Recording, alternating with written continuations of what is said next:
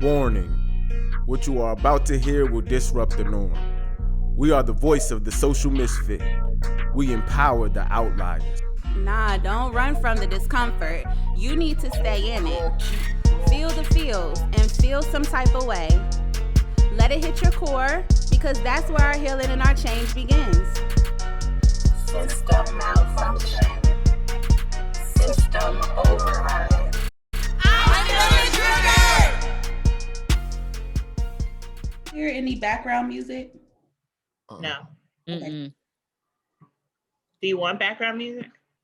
No, but I asked him to turn the music down, but I could still hear it. But I just wanted to make sure that you guys could hear it. Nah, you're good. All right, cool. All right, we're rolling. Hi, you guys. Welcome to Feeling Triggered, where we are going to be talking about difficult and uncomfortable topics. You're going to feel the feels. You're going to feel some type of way. And yeah, so let's get into it.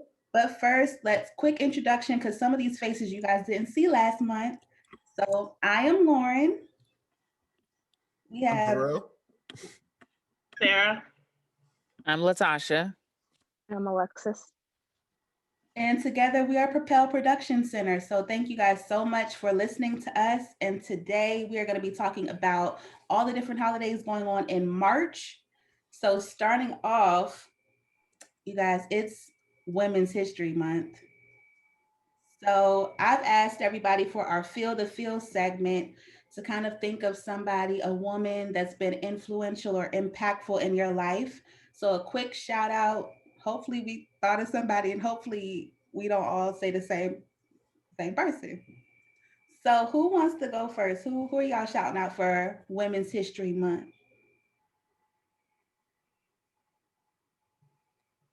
I'll go first.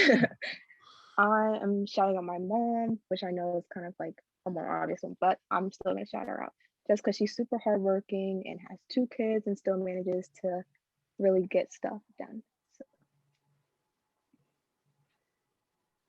That's so funny that you said that, Alexis, because I also was gonna shout. I'm also shouting out my mom, and it is cliche. I mean, she's a great mom and all, but I'm shouting her out for her entrepreneurial spirit. Like she started her own learning center, her own summer camp. Now she's running her own Airbnb. Like she's doing the dang thing. So I'm shouting my mom, Teresa Waters. I'm shouting you out. I really appreciate you blazing the trail for all entrepreneurs like myself. Well, that's crazy. I'll just go next. I'm shouting out Lauren, our CEO, our boss, the founder of Propel. If you guys don't know, Lauren and I are cousins and we go way back to the diaper days. And honestly, watching her grow has been amazing, has been awesome. And she is really doing the thing with Propel. So I'm shouting out Lauren for Women's History Month. Oh, thank you, Sarah. Go ahead, Latasha. I figured since it's National Women's History Month, then, you know, I was going to go last. Well, I thought we was doing like women in history, not like women right now. So I was thinking about Madam C.J. Walker. You know, if it wasn't for her, I would not be able to do my hair, would not be able to do my kids' hair without the products that she has made for us as Black women. All right. Cool. And I'm gonna just, of course, step all the way out of the box, and I'm gonna just say, Black women in general. Like I'm gonna just give that. So the women that I want to give ups to is Black women because both personally and in the world have constantly made a huge impact and as always the voice of reason, bringing all clarity to things and just overall blessings to the world. So I'm gonna just give it up for all Black women in general. So I'm gonna receive that as a Black woman, but I'm also gonna say, Jarrell, you cheating. You cheating. He took the easy way out. Right. Supposed to pick one. But I'm saying I thought about saying my mom. Of course, I was raised by a single Black mother, so she's my world. So, but that's cliche. Sarah took you. I was gonna say you, then Sarah took that answer. So I was like, and I'm talking to 4 Black women right now, so I'm gonna just say all the Black women, y'all dope, like whatever. No, thank you. Whatever. See, even when I try to, I want the audience to start noticing these things. That even when I'm trying, I'm still gonna get ridiculed. That's all good though. It's okay. Oh. He sounds a little triggered as he sips. It's okay. Okay. All right. Okay. Well, thank you, Jarrell, for that. Absolutely. I mean, I guess there's really no smooth way to transition into our next segment. I do want to add one more thing. There is another holiday in the month of March, and that be it the birthday of Jarrell the Griot. So let's just give it a second to that part. That's a holiday. Y'all better get with it. What's your birthday? March 6th. So this already is out. When you guys are watching this, it's going to already have passed, but I still, Well, then I guess we might as well do all the March holidays and say my wedding anniversary is in March. See what you started? That's beautiful. That's March beautiful. How long? How long in March? 5th. March 5th. Will be how long? Look at her thinking. It's like 1.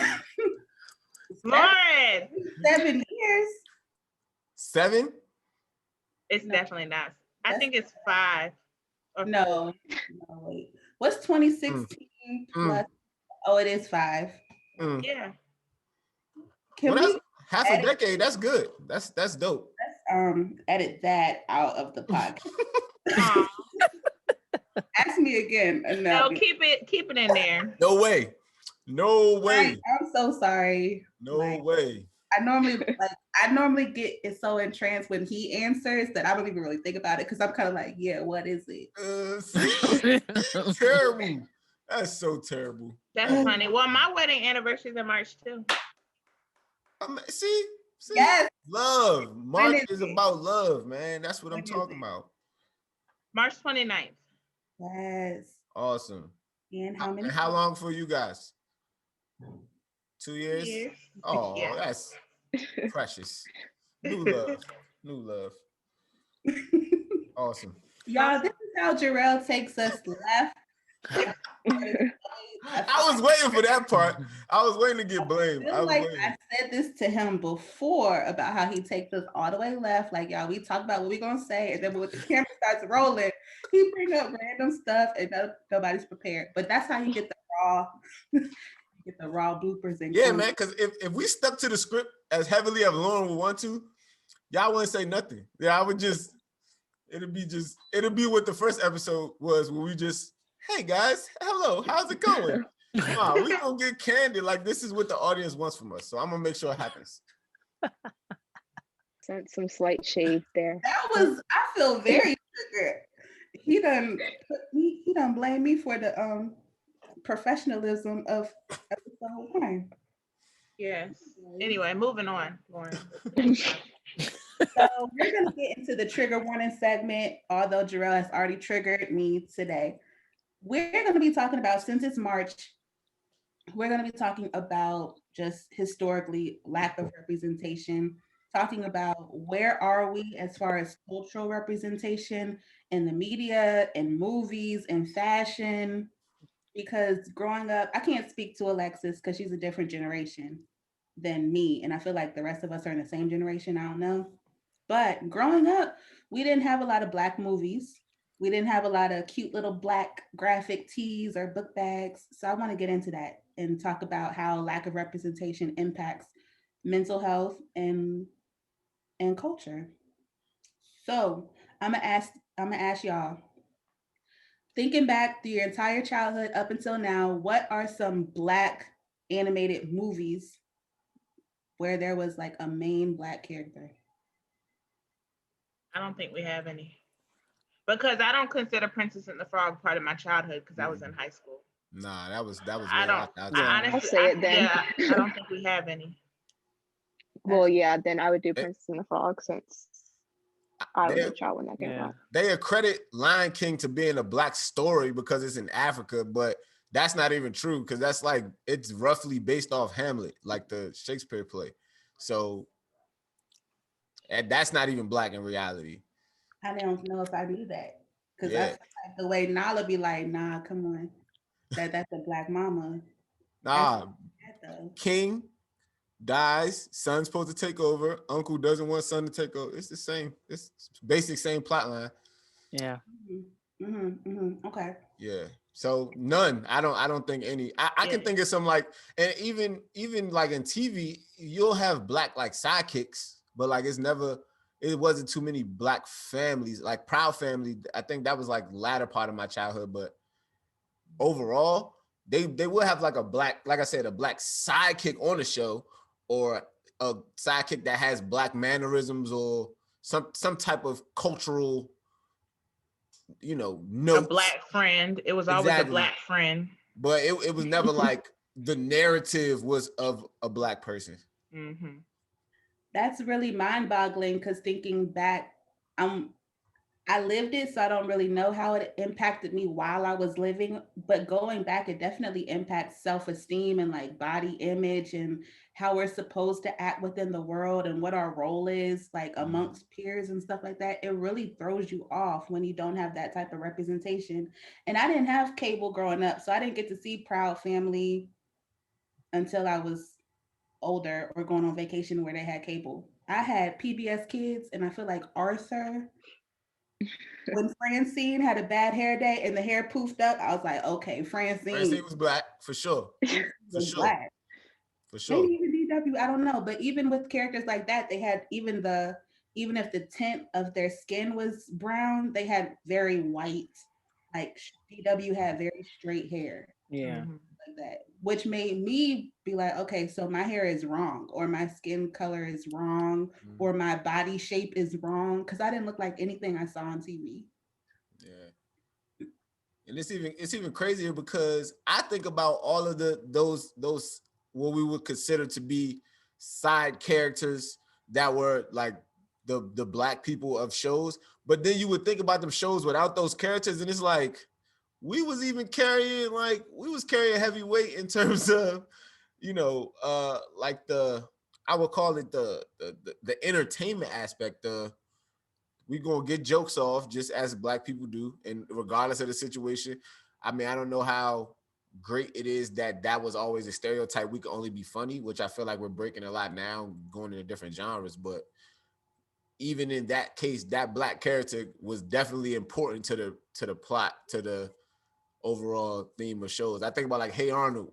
If Hey Arnold didn't have Gerald on there, that would not be. It wouldn't be the same show. Like, I don't know. That's just me. Fast forwarding now, though, when we finally did get a black Princess and the Frog, I feel like Sarah went hard for Tiana, so I know that she can speak to that. But still, we didn't even get to see her the entire movie. Mm-mm. She was a frog half the movie. Probably even more than half. Yeah. Yeah. Like, Honestly, that's not even something I really realized until later years. Like when I was watching it as a kid, I was like, okay, like cool. But I mean, now looking back at it, I'm like, it's a little sketchy. But I don't know. It's definitely changing now, but not necessarily in terms of animated films, but just seeing Black people in the film industry in general. It's changing a lot more now, which is good to see. But growing up, it definitely wasn't there, especially because I mean, I didn't really grow up around a lot of Black people in general, whether it's in school, because I went to a predominantly white school, or just like in life. So, I mean, it's definitely good to see now, but it was not there for me, even as a kid, even though I was born in 2000. But Yeah. Which is crazy to hear. That That's it's so like, crazy. right. It's crazy to hear like two different generations, but we still kind of, we're battling the same in terms of representation in media. I mean, I know for the most part, I feel like the only niche of entertainment that we were able to like prosper in for a period of time that I don't feel like was toxic to us, because I feel like even now we have a lot of representation on television and things of that nature, but is it positive representation?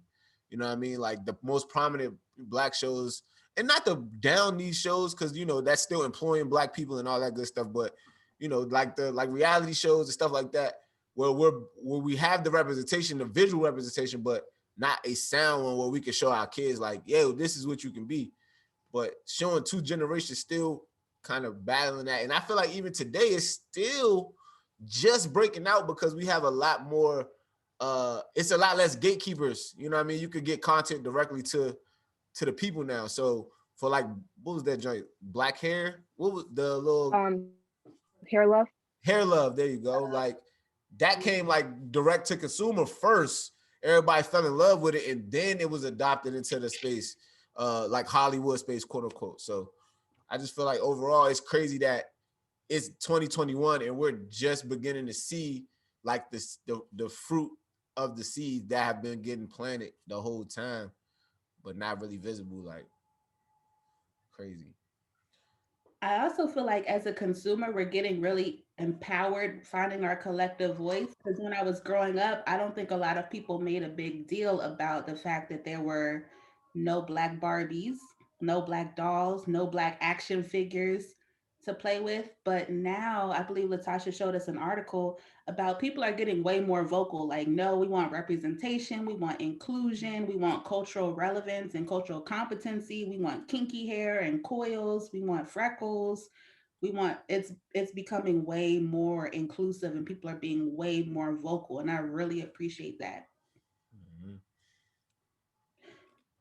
So I saw oh sorry, go ahead, Lex. No, I was telling Latasha was talking, but she was on mute. Yeah, I was gonna say, like in the article, you know, like we always, you know, love Walmart and Target, and this article was taken at Target. It was pictures and everything, you know, how they got all the white dolls on one shelf and there were no black girls on the shelf at all. They were like behind all of the white dolls. So it's like you had to look for the doll if you wanted a black one. And then what made it even worse was that all the white dolls had accessories. I mean, they had extra shoes, they had hairbrushes, they had books for like $32, right? But the black girl just had an outfit on for $32. Wow. That's crazy. That is crazy. That's crazy. Wow. You know what? Another thing was that going back to maybe like apparel or stuff, growing up when you had the book bags and the matching lunch boxes for school or the graphic tees that you wanted to wear for school, there weren't a lot of black, well, they weren't maybe any black empowering book bags or lunch boxes and stuff like that. Nowadays, I feel like if you wanted a ethnic or urban type of book bag or backpack or a shirt with like a cute little girl with afro puffs on it to go to school, that's becoming a really booming market. And I just love seeing the little kids that have like the backpacks with the different hairstyles and stuff like that. Mm-hmm. I can't think of the black business off the top of my head, but I really appreciate people catering to that need because we definitely need to pour in and love on our black and brown babies. Like they definitely need to see more of themselves in order for them to feel more valued and worthy and loved and all that good stuff. And it's great, but you said something that was like triggering for me because the problem is it isn't until we show our own stuff that this is marketable, this is you know, powerful to the consumer base, and then as soon as that happened, you see these white corporations switch their game plan up and adopt these same things, and then we go run to the other things. Like I'm a big violator in terms of that because like Target kind of, I feel like they play the middle really well. They're really well because they're empowering small business owners and things of that nature. They having black merch like this shirt I literally got from Target. You would never think that I could get a shirt with Ice Cube in his NWA days out of a department store, but I got this from Target. But at the same time, they having the things that like the black dog. I mean, you know, the lack of representation in terms of that sense. So it's crazy. You like you said, it happens, and we realize, and that's the same thing that happens with media. Until Black Panther does billions, like or close to multiple billions of dollars, but yet they're still selling the narrative that, you know, black Black experience isn't marketable like outside of the Black community, which is absolutely false, and we know that for a fact. But it's what are you gonna do?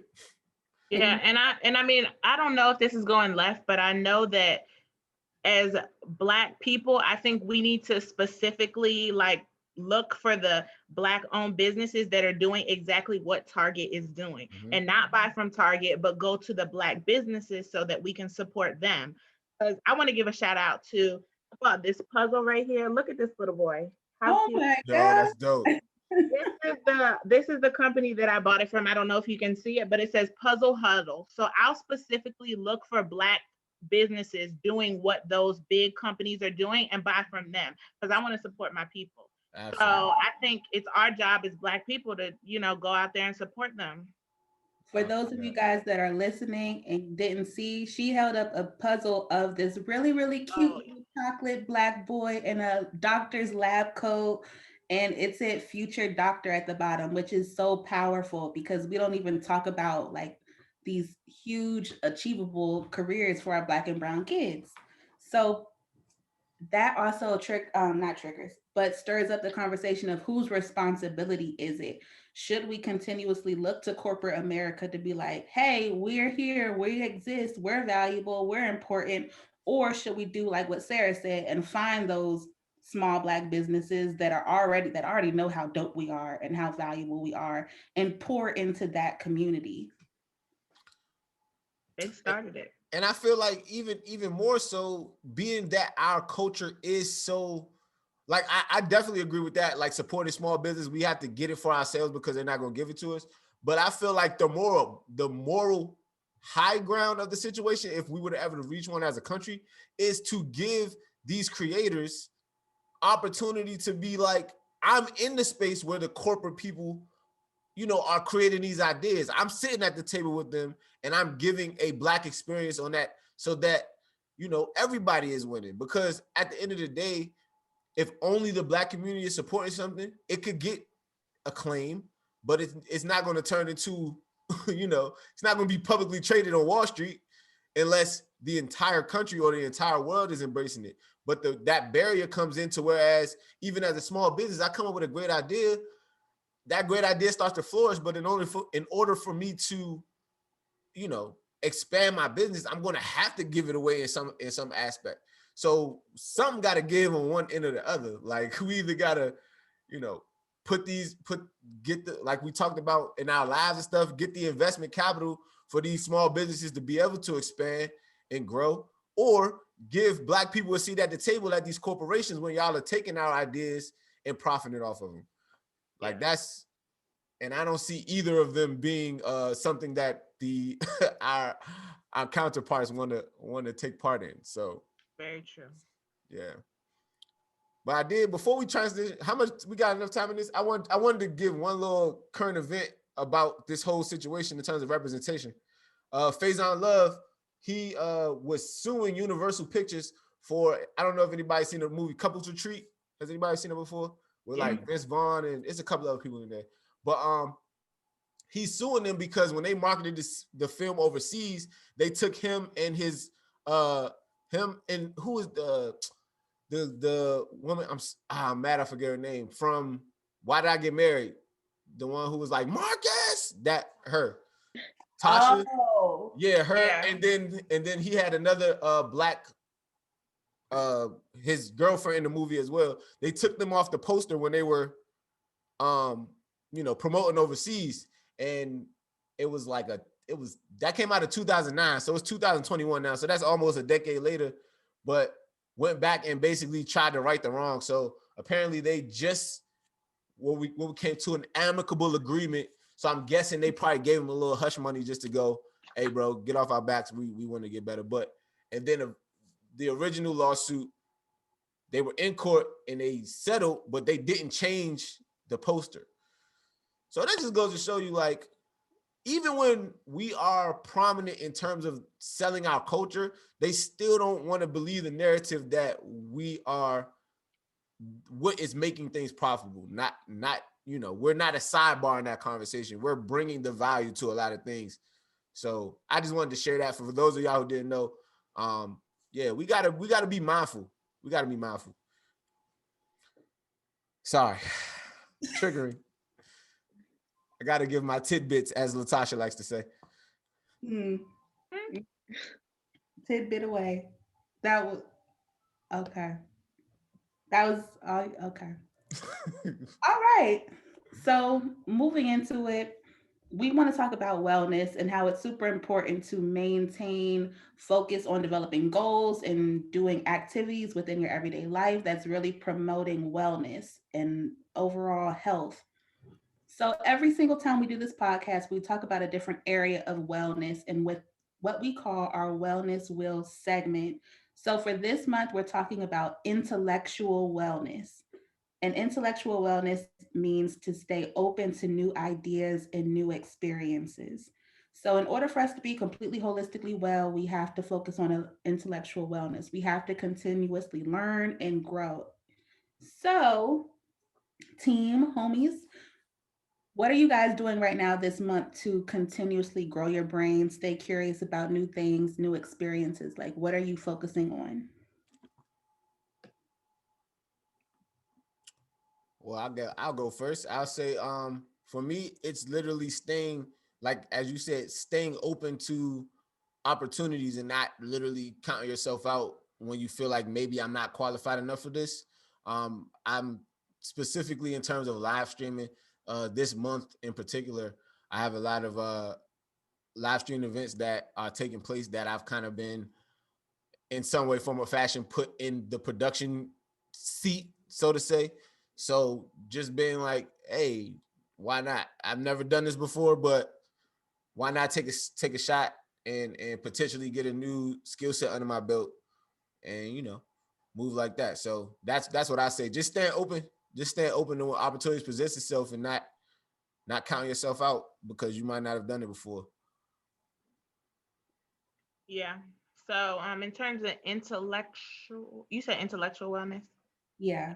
Oh, okay. So, in terms of intellectual wellness this month, I am living on Pinterest. And I know that's not like a book or a class or anything, but I am purposefully studying like recipes, but not only recipes to cook, like healthy recipes, so I can work on my overall healthy eating lifestyle. So, that is how I'm staying like sharp and up to date. For me, it's mainly like focusing on critical thinking. Also, like since I am a student in high school, focusing on managing my study time management, just because I know I tend to procrastinate or I'll be in class and get really distracted. So just focusing in on what I'm supposed to be doing so I can kind of get ahead and then staying open-minded, like Gerald said, to different ideas, different opinions. Since I know everybody's going to have different opinions than me, different thoughts about certain topics, but being able to see both sides to different situations. So for me, for intellectual wellness, I've been studying like social media marketing and branding. Sarah sent me this girl that has a YouTube channel, and I've been binge watching her. Like I literally have a notebook full of notes as far as how to generate very captivating or educating content. I'm also focusing on learning how to rebrand my YouTube, and also TikTok. I just got into the world of TikTok lately. So I've been cranking out videos. So really everything social media, which I'm very foreign to. I'm really trying to focus and study and come up with an algorithm that really works for me as a solopreneur because it's taking literally all of my time and that just cannot work. So I'm trying to figure out a way to crank out social media, but also still have time in my day to do what I'm actually wanting to do versus posting about what I'm doing. So that's my intellectual wellness for this month. I think for me it's time management and trying to make sure that I study a certain amount of hours per day because I plan on taking my test, be a licensed social worker next month. So just trying to time management and understand the questions, critically thinking and not thinking what would I do, but what as a social worker would be best for the client. That's Yo, Latasha, I'm so excited for you. Speaking of social Thank work, you. this month is National Social Work Month. And I'm a social worker, and Latasha is a social worker. So shout out to us. I'm super excited that Latasha is studying to get her license because we definitely need more Black social workers within the field. Latasha, let me ask you, like, since it's Social Work Month, what made you choose social work as a profession? Let's see. As we go all the way back to 2004. No, I'm joking. But when I was in undergrad, I thought that social work would be a great field. I enjoy working with other people. And I had to learn that social work is not helping, it's more of assisting individuals as they walk through life, helping them and assisting them into just being better individuals for themselves. I enjoy being around other people. I enjoy assisting them, providing, just trying to provide them with other tools and other things that resources that they're able to use just to have a better life. Um, and sometimes as Black individuals, we just don't want to look at social work. Social worker is not, for us Black people. We don't need it. But when you think about it, your mental health, which is social work, is also a part of your physical well-being. So they connect. So if we could just get more Black people to see that their mental health as well as their physical is all one, be a lot better. And as a social worker, I also want to shout out for Women's History Month, all of my friends that are in social work, and they're in different realms of social work too. So we have forensic social workers who work in the prison system and the judicial system. I have a school social worker friend who works in education. So I have a friend that works with the VA, so helping the vets. I have a friend who is interested in doing research and data analysis. So all of the program evaluation. I have a friend that's a social worker slash architect. So making sure like buildings are forward thinking, like ADA compliant. They're like, and then me that's interested in mental health. So social work is everywhere. And Latasha, I believe you're interested in like maybe school social work or something. So social work is very broad, and I'm very excited to celebrate that this month. And and yeah. So those So, are my shout outs. Yeah, I'm interested in school social working and being a financial social worker as well. Yes, financial social so I got a question for my social workers. Like, what do you think that I guess within the space, within the field, and then outside of the field, can people do to like change the like representation of social work and what social work is? Because like I know even watching movies and stuff as a kid or television shows, especially dealing with Black people and social workers, it's always like a negative stigma around like that's the people who's coming to break families up, that's the people who are, like such a bad narrative. And from working with Propel and of course knowing Lauren and me, Latasha, knowing Latasha, and even the answers that y'all giving today, it definitely paints a way bigger, a way better picture for how impactful social work is, to specifically to the Black community. So how do you think we could change that representation to kind of make the narrative what it should be as opposed to what it seems like it is? So I feel like the blanket statement is just representation and education. Because right now, a lot of people, when you think of social work, you automatically think of child welfare Mm-hmm. and those caseworkers that have to Yes. and knock on the door and remove the Hmm. child from a desolate situation. But social work is so much more. So whenever you think of social work, I want you to kind of align your thinking with like a helping professional. Someone's there to support you, to advocate for you, to empower you, to provide you with information, to show you the way as far as systemic stuff. So I think more education, more Hmm. awareness, and just being open to having a social worker show up and speak about what they're doing, because we we're everywhere.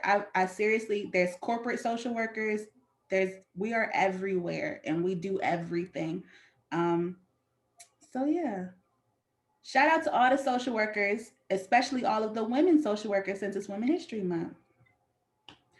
And another young lady that I want to shout out who's going to kind of lead us throughout the final Feeling Triggered podcast segment, The Art of Expression, is Alexis. So, the Art of Expression, we really focus on how we use the arts to kind of promote mental health, how we promote healing, how we promote wellness, how we promote relaxation, really anything and everything. So, since March is also Youth Art Month, y'all, March has a lot of stuff going on, but March is Youth Art Month. So, we want to allow Alexis to kind of take over the expression art segment so she can talk about her arts, her favorite ones, why she likes to do it. Just kind of take us on a journey, girl.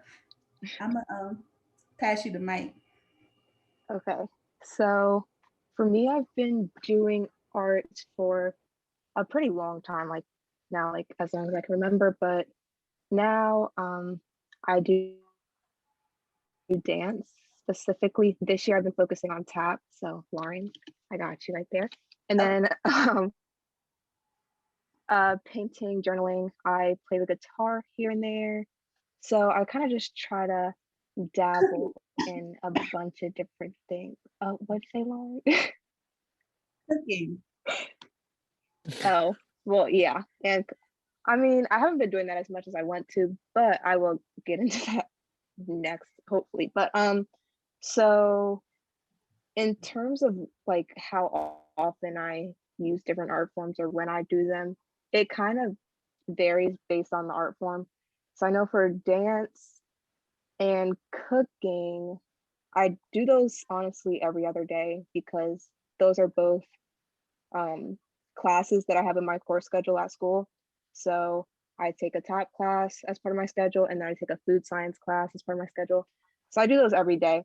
But in terms of journaling, I haven't been doing it as much as I want to, but I try to do it at least once a week towards the end of the week, just because it allows me to kind of debrief from the week at hand. But here and there, I'll take like notes on my phone and then I'll incorporate those when I'm journaling at the end of the day.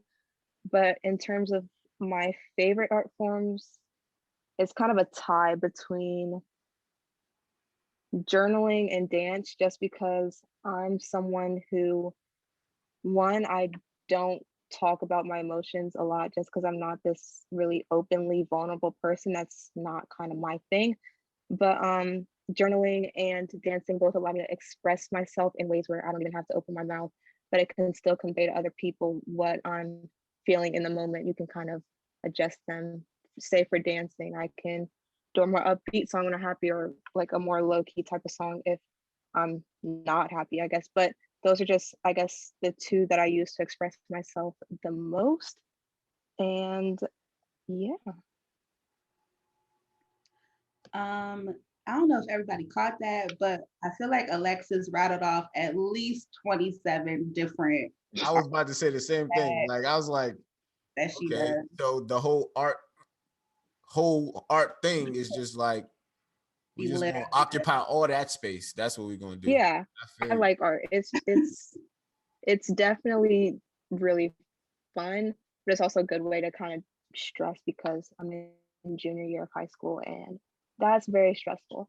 So arts just allow me to kind of relax and not think about everything else that's going on around me. That's awesome. So I got a question. So what do you have like a overall a favorite piece that you have ever created, like something that you've done that's just like, yo, I don't know what space I was in when I did this, but this is like Um, so journaling wise, yes. Um, like you said, I honestly don't know what headspace I was in, but sometimes people will talk to me about things that I'm feeling, and I literally will not know what to say to them. But if I have like a pen and paper in front of me, it kind of just flows. So there have definitely been a couple moments like that. And I know people around me, like I know for school when I was in person, people around me can kind of tell when I'm in the zone writing just because like I'm just focused. But dance wise, my friends and I are working on a piece now for our spring show to Freedom by Beyonce, which is a really good piece for us just because the theme that we're focusing on is Black excellence and equality within the LGBTQ community. So that's a really powerful and fun piece that we're working on now that I really enjoy working on. So Dope. I just want to pour into Alexis and say that she didn't say this as her favorite, but Alexis is also Sarah and I's cousin. And whenever we get together, I feel like we always request Alexis's buffalo chicken dip. So that's a favorite of ours. I'm just gonna put that out there. And Alexis is so if you guys go to Remix Rage Smash Room, and we'll plug that later. But one of Alexis's paintings is actually in the Smash Room waiting area. So she's got a painting on display. So that's another reason why you guys need to come to the Smash Room. But Alexis, I just want to say that you have such raw, just raw talent and raw energy. Thank It you. almost seems like things that you do when you dabble in the arts are almost effortless. Like out the womb, just Picasso and Alvin Ailey and all the insert a famous cook. You do phenomenal work, and I just cannot wait to see where the art takes you, like in life. And I'm really excited to hear that you use the art not just for the product, like not just what you're producing at the end, but also the process, because art, Right. the therapeutic process of actually doing it, regardless of what the product is, even though it's stellar, the process sounds like it's been really healing for you and like a really safe space for you to kind of grow and explore and figure out how you're feeling and what you're thinking. So it's just exciting to hear. Thanks. Yeah, for sure. Art has definitely been a really big part of me and who I am today, and it's definitely helped, like you said, with the healing process of a bunch of different things. So yeah. Love it. All the feels right now, guys. Just warms you. So if you were triggered today, hopefully that warmed you up. And since I brought up Remix Rage, I'm just going to do just a little shameless plug right now. No shame. Right. So, folks, if you're feeling angry or stressed, if you're feeling bored or upset, lonely, book a session at Remix Rage Smash Room, located at 5759 Temple Hills, Maryland. We are appointment only, so make sure you book online by following us on our Instagram page at Remix Rage underscore Smash Room. Once you arrive, we're of course COVID friendly. We're gonna make sure everything is everything, but you'll be able to put on your protective equipment, choose what type of weapon you're gonna use, pick out what appliances you're gonna destroy, and go into the room. We'll crank up the music, and you just destroy all of our property that's in the designated room. Don't just destroy all of our property everywhere. But nevertheless, we look forward to seeing you at Remix Rage Smash Room, and come by even if you just want to see Alexis' beautiful artwork on the wall. Boom. See you there. With them things, Boom. Jarrell, what's another plug? What's another plug? We got Mind Body Ready. It's still popping off right now. We Sarah, got go Mind on. Body. Sarah, what we got with Mind Body Ready, Sarah? So Mind Body Ready is a preschool program designated for kids in preschool all the way up to first grade, teaching them emotions, how to identify their emotions and feelings. I use books, storytelling, puppets, yoga, song. It's really fun. So check us out at propelproductioncenter.com. Boom. Org. That's .org. .org. Make sure y'all tune in each and every Wednesday. Me and the amazing Miss Lauren Jones is always on IG Live around 7 o'clock. I'm gonna say around because we always we be having things going on. She's a busy woman, it's Women's History Month, and she is busy making history. So y'all don't hold her accountable if we get on at 7:15 or 7:07. All right. Or 6:53, whatever time we get on, we're gonna be there. So look out for the lives. We have great conversation, and yeah, we keep it moving. Jarrell's plug triggered me severely. saying that you were late, Lauren. No, I'm just saying because sometimes like we be like, all right, can we move it back to 7:30 because I got another meeting that I'm gonna. Right, him. Thank you. I'll just say because he got things going on. Okay. All right. Well, whoever has things going on, you know, just be looking out. Wednesday evenings. Let's just say that Wednesday evenings, IG Live. If you miss, it's okay. We always posted the IGTV. We got a whole series set up, so go check them out. Promise you, very informative, very good perspective on things, great topics, all that other stuff, and it kind of keep y'all engaged between our month to month, you know, Feeling Trigger podcast drops. So tune in. All right, you guys. Well, I just want to thank the team for coming on to Feeling Triggered podcast. I really appreciate it. Until next time, feel some type of way, get triggered, and we'll see you next month.